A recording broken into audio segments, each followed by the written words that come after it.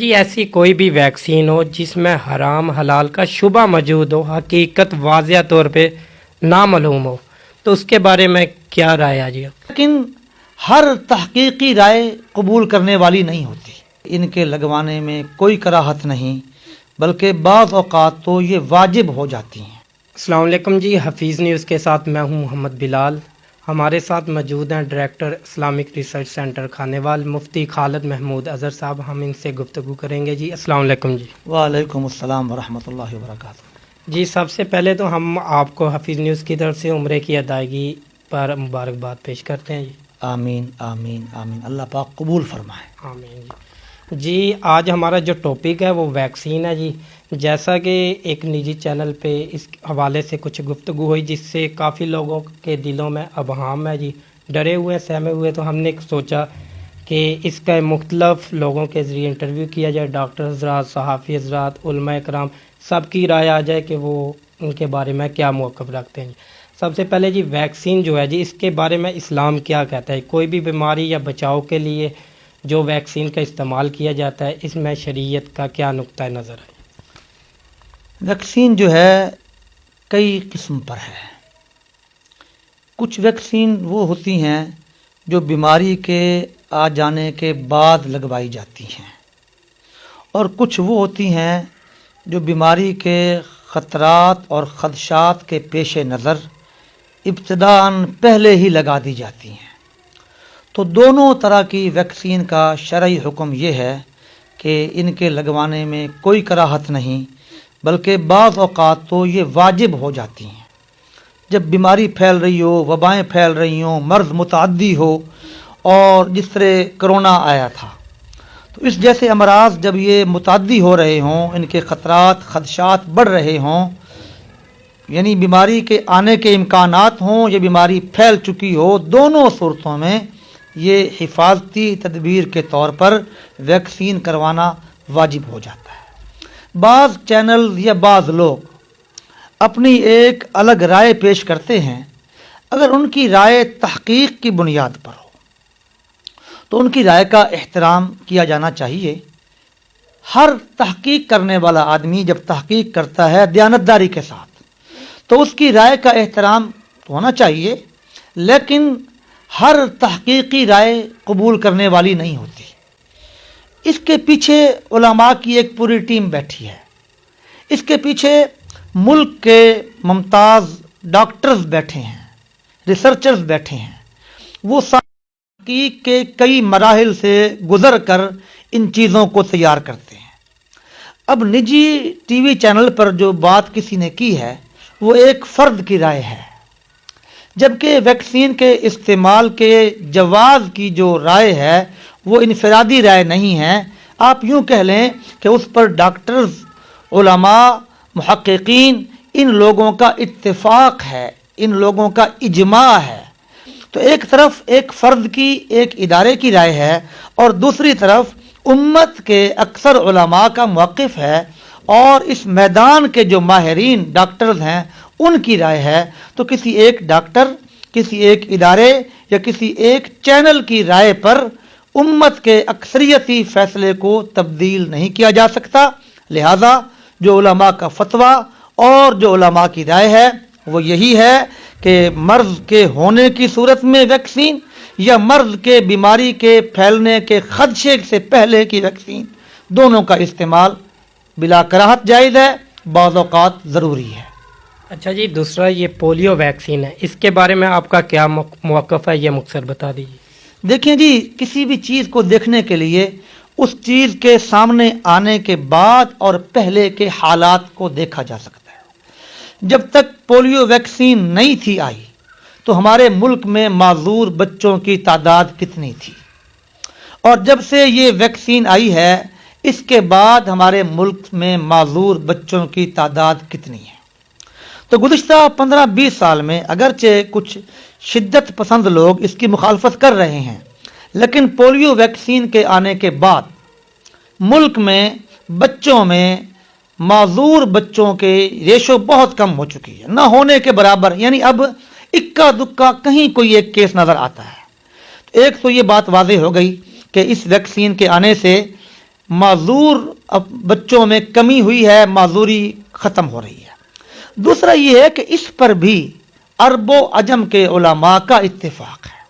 عرب میں علماء کا اجلاس ہوا، روم میں ہوا، پاکستان میں ہوا، اور ملک پاکستان کے جتنے بڑے ادارے اور جتنے جید علماء ہیں ان تمام علماء کی رائے پولیو کے قطرے پلانے کے بارے میں یہی ہے کہ تمام بچوں کو یہ قطرے پلائے جائیں، اس میں کوئی نقصان دہ چیز نہیں ہے۔ اچھا جی، ایسی کوئی بھی ویکسین ہو جس میں حرام حلال کا شبہ موجود ہو، حقیقت واضح طور پہ نامعلوم ہو، تو اس کے بارے میں کیا رائے ہے جی؟ دیکھیں جی، حرام حلال کا شبہ، میرے خیال میں یہ جملہ غلط ہے۔ حلال یقینی اور حرام کا شبہ، جس چیز کے بارے میں حرام کا شبہ ہو اور وہ قلیل مقدار میں ہو تو بطور علاج اس کے جواز کا فتویٰ ہے، بہتر نہیں، جواز کا فتویٰ ہے۔ بعض علماء کی رائے یہ ہے کہ اگر اس کا متبادل موجود ہے حلال میں اور کم قیمت میں موجود ہے تو حلال کو ہی اختیار کیا جائے۔ اگر کسی چیز کے بارے میں شائبہ ہے تو شائبے کی بنیاد پر فیصلے نہیں ہوتے، چونکہ ایک ہوتا ہے یقین اور ایک ہوتا ہے شبہ۔ تو شبے کی بنیاد پر چیزوں کو چھوڑا نہیں جا سکتا، خاص طور پر ایسی چیزوں کو۔ الیقین لا یزول بالشک، یقین شک سے زائل نہیں ہوتا جب تک آپ کو اس چیز کے بارے میں حرام ہونے کا یقین نہ ہو۔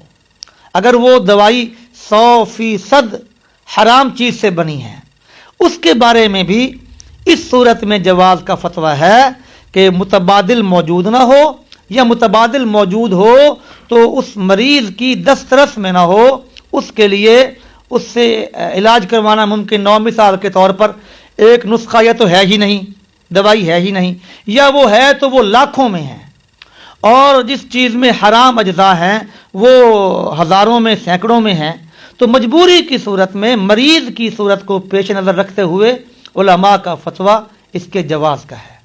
اچھا جی، بعض لوگوں کا کہنا ہے کہ یہ جو پولیو ویکسین ہے یہ نقصان دہ ہے، تو اس حوالے سے کیا موقف ہے جی آپ کا؟ یہ رائے تو چلی آ رہی ہے، میری ناقص رائے میں یہ رائے وہ لوگ ان لوگوں کی ہے جو کم علم ہیں، یا جو مرعوب ہیں کفار سے، یا جن کے اوپر امریکہ اور ان جیسے لوگوں کا رعب چھایا ہوا ہے۔ سوال یہ ہے کہ میری رائے کا اعتبار نہیں ہے، میری رائے کی حیثیت نہیں ہے۔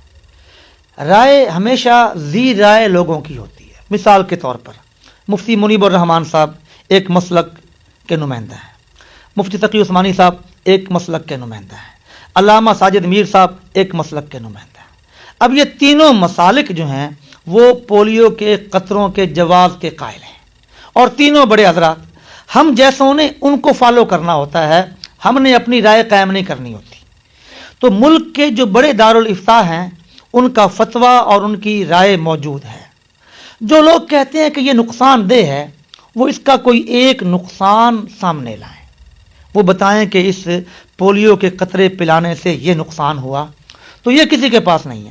سنی سنائی باتیں ہیں، مثال کے طور پر جیسے آیوڈین ملا نمک تھا، تو پہلے اس کا تصور نہیں تھا، ایک عام نمک ہے، اور ایک تب یہ افواہ پھیلائی گئی کہ اس نمک کو استعمال کرنے سے بچے پیدا نہیں ہوں گے۔ تو یہ ہمارے بچوں نے یا 20-25 سال سے یہ نمک چل رہا ہے، تو جن لوگوں نے شادیاں کی ہیں ان کی اولاد پیدا ہوئی۔ اسی طرح یہ افواہ پھیلائی جا رہی ہے کہ پولیو ویکسین میں کوئی ایسی چیز ہے جس سے کینسر ہو جائے گا، یا کوئی ایسی چیز ہے جس کے ذریعے آئندہ اولاد نہیں ہوگی۔ تو یہ جتنی باتیں ہیں، یا تو ان کے پیچھے تحقیق ہو، اور تحقیق صرف زبانی نہیں ہوتی، تحقیق میں تجربات بھی ہوتے ہیں کہ یہ ہماری ریسرچ ہے اور یہ اس کا نتیجہ ہے۔ تو اگر کسی کے پاس تحقیق ہے تو وہ اس تحقیق کا نتیجہ پیش کرے کہ ہماری تحقیق یہ ہے کہ پولیو کے قطرے پلانے سے کینسر ہوتا ہے، اور نتیجہ یہ ہے کہ اتنے لوگوں کو کینسر ہوا ہے، یا اس سے اولاد پیدا نہیں ہوتی، ان لوگوں نے قطرے پیے تھے، ان کی آگے اولاد نہیں پیدا ہو رہی، یا جو بھی نقصان ہے، تو صرف یہ نہ کہیں کہ اس کے اجزاء ایسے ہیں، ان میں یہ چیزیں ہیں۔ بھائی یہ آپ کی تحقیق ہے، تحقیق غلط بھی ہوتی ہے اور درست بھی ہوتی ہے۔ آج کی زبان میں ہم تحقیق کہہ لیتے ہیں، اسی کو ہم اجتہاد بھی کہہ لیتے ہیں۔ آپ نے کوشش کی ایمانداری کے ساتھ آپ نے تحقیق کی، اب اس کا نتیجہ بھی سامنے لائیں کہ پولیو کے قطرے پلانے سے ان لوگوں میں یہ نقصان ہوا ہے۔ اگر وہ نقصان سامنے لے آئیں گے تو پھر اس پر بات کرنا ممکن ہے۔ ایسے ہی بات کرتے رہنا یہ ایک دیوانے کا خواب ہے، دیوانے کی بڑھ ہے، اس کو تحقیق نہیں کہا جائے گا، ان کی ایک رائے کہا جائے گا۔ بعض لوگوں کا کہنا ہے کہ اللہ پر بھروسہ ہونا چاہیے، یقین اللہ پہ ہونا چاہیے، ایسے کچھ نہیں ہوتا بیماریوں سے، یہ ویکسین کی بجائے دعا کرنی چاہیے، تو یہ جو ہوتا ہے اللہ سے ہوتا ہے۔ یہ اچھی بات ہے، اچھی بات ہے، میں یہ کہوں گا کہ ان کے اعلیٰ ایمان کی دلیل ہے، لیکن رسول اللہ صلی اللہ علیہ وسلم کی زندگی جو ہمارے لیے آئیڈیل ہے، آپ صلی اللہ علیہ وسلم نے اسلام کی سربلندی کے لیے دعائیں کی ہیں یا عملی اقدامات کی ہیں؟ اگر دعاؤں سے ہی کام ہوتا تو یہ 24 یا 27 غزوات کیوں ہوئے؟ یقیناً دعا اثر رکھتی ہے، لیکن میرے محبوب صلی اللہ علیہ وسلم نے اسباب کو اختیار فرمایا۔ ایک صحابی آئے، اس سواری پر تھے، آپ نے پوچھا کہ سواری کو باندھا ہے؟ انہوں نے کہا کہ اللہ کے توکل پر چھوڑ آیا ہوں۔ آپ نے فرمایا پہلے اس کا گھٹنا باندھو، پھر اللہ پر توکل کرو۔ تو توکل کے خلاف نہیں ہے، توکل کا مطلب یہ ہے کہ خنجر تیز رکھ اپنا، پھر انجام اس کی تیزی کا رب کے حوالے کر۔ توکل کا مطلب یہ ہے کہ جو اسباب جائز آپ کے دائرہ اختیار میں ہیں ان کو آپ استعمال، پھر کھانا کھانا بھی چھوڑ دیں، دعاؤں سے پیٹ بھر جائے گا، پھر شادی بھی نہ کریں، اولاد مانگیں، توکل کریں۔ بھائی اسباب سارے اختیار کرنے پڑیں گے، شادی کرنی پڑے گی، اس کے بعد اللہ اولاد دے نہ دے یہ اللہ کے اختیار میں ہے۔ اسی طریقے سے کھانا کھانا پڑے گا، وہ کھانا فائدہ مند ہے یا نہیں یہ اللہ کے اختیار میں ہے۔ اسباب جو جائز ہیں انہیں اللہ کے محبوب نے اختیار کیا، صحابہ نے اختیار کیا، اللہ کے نیک بندے اختیار کرتے ہیں۔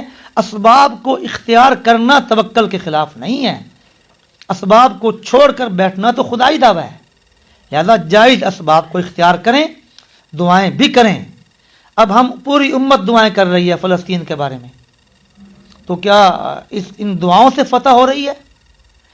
جب تک کہ عملی قدم نہیں۔ آپ کی دعا رسول اللہ صلی اللہ علیہ وسلم نے غزوہ بدر کے موقع پر مسجد عریش کے پاس، جہاں آج مسجد عریش موجود ہے، آپ نے دعا کی اور بہت لمبی دعا کی، اور دعا کے الفاظ یہ بھی تھے کہ اے اللہ اگر آج یہ لوگ ہلاک ہو گئے تو پھر تیرا نام لینے والا کوئی نہیں ہوگا۔ یہ دعا کی، پھر دعا کر کے میدان میں اترے۔